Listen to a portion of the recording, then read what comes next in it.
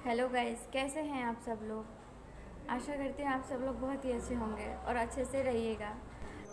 इस दौरान हमें अपना और अपने परिवार का ख्याल रखना बेहद ज़रूरी है।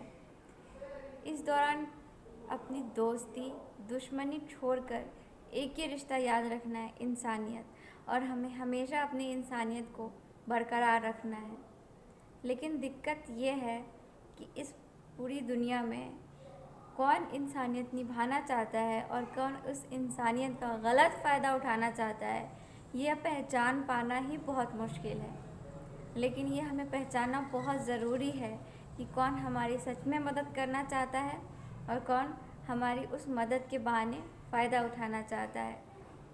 लोग इतने गिर चुके हैं कि उनकी नीचता को बयां करना पॉसिबल ही नहीं है। उस लेवल को कोई बयां ही नहीं कर सकता है। अभी इस टाइम पे जो मदद के बहाने लोगों का फ़ायदा उठाया जा रहा है, उसको कोई बयां ही नहीं कर सकता है। आप सबको ये चीज़ पता होगा।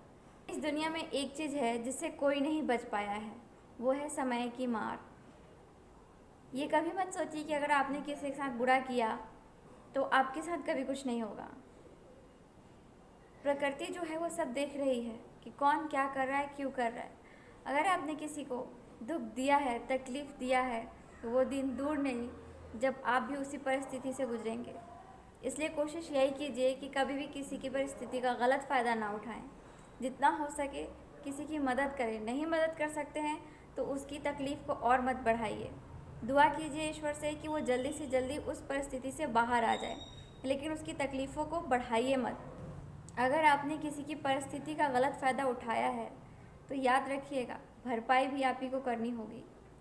अगर आपको लगता है कि आप किसी ज़रूरतमंद का गलत फ़ायदा उठा सकते हैं और उसका हिसाब किताब लेने वाला कोई नहीं है, तो आप बहुत बड़े गलतफहमी में हैं।